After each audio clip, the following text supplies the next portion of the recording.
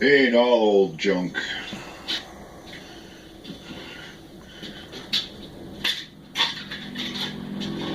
Sometimes it's new junk. So what we got here is a 2000 Honda Civic with 235,000 miles on it.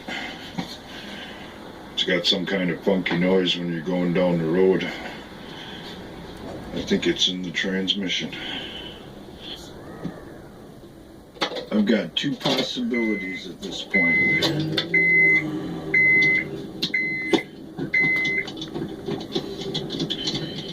Either this thing's just got so many miles on it that there's a shaft bouncing around back and forth inside the transmission, or the input shaft on the transmission is hanging up in the pilot bearing on the engine. I'm leaning towards the transmission having a shaft in it that's just out of tolerance and bouncing around than I am towards the pilot bearing issue. However, the only way to find out about the pilot bearing is to take it apart and physically check. If you don't know how to block up a car, there's no point in explaining it to you. And if you do, nothing else needs to be said. And now we can begin to start looking for the problem that's outside the norm, that isn't necessarily what the next car would be doing. But because this one has so many miles on it, anything's possible. I always wished they'd make a car that just melt in your hands.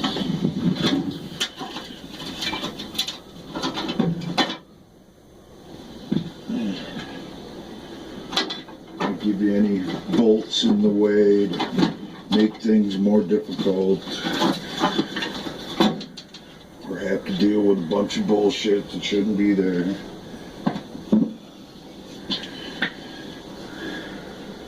But then I realized sometime later that they already make cars like that. And they ain't working out so good. It used to be if you wanted a quality car, machine for that fact, you'd overbuild it a little bit. And nowadays everything's right down to zero tolerance and the very last thousandth of an inch, all in the name of economy, efficiency, and price. And let's not forget profit. The guy who designed it on paper doesn't really have to worry too much about the poor bastard who has to come along behind him after him and his better ideas on paper start falling apart.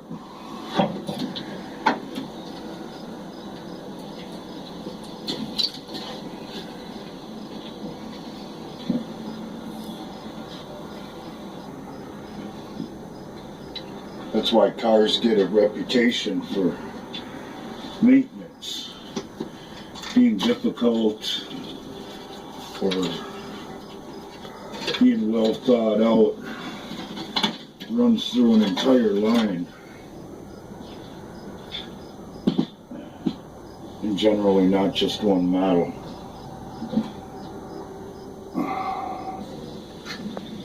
Fee, fi, fo, fum. I smell the disrepair of globalism. Be they live or be they dead, they'll grind their bones to make our bread.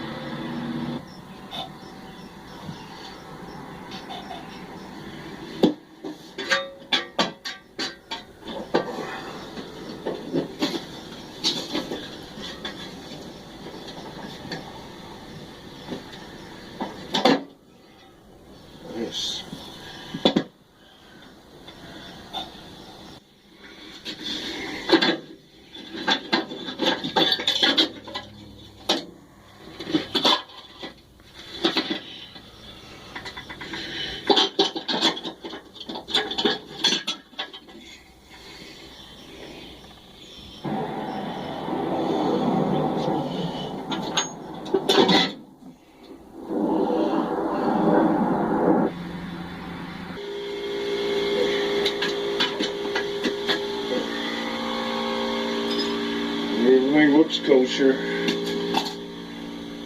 I'm gonna hate tearing this thing back all apart to put a damn transmission in it.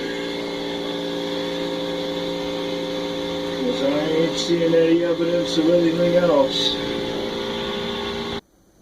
Along the way, I noticed that the rear main seal was leaking. So we had to replace that. It's a good thing too, because this thing's definitely shot.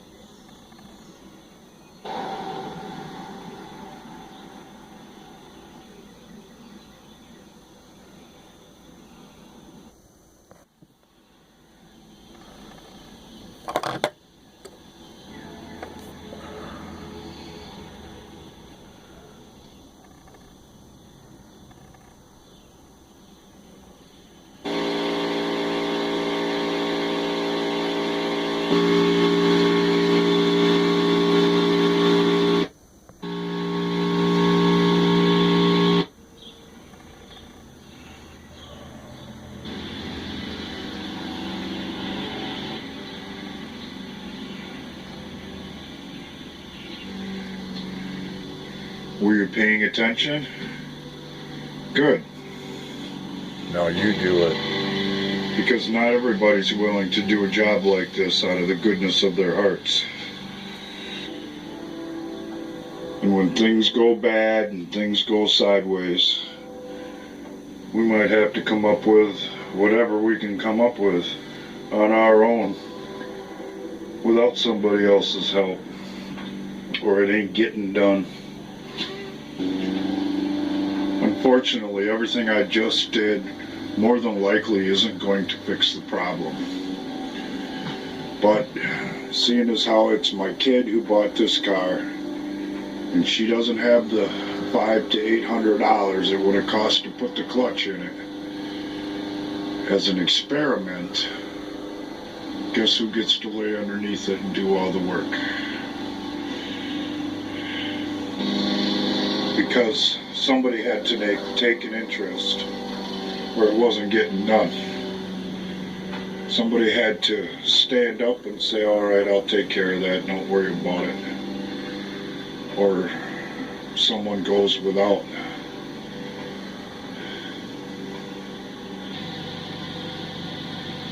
Well, it's still doing it, but on the upside, not quite as bad.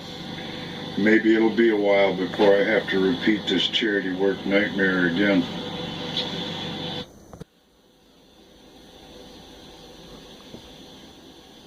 See you next time.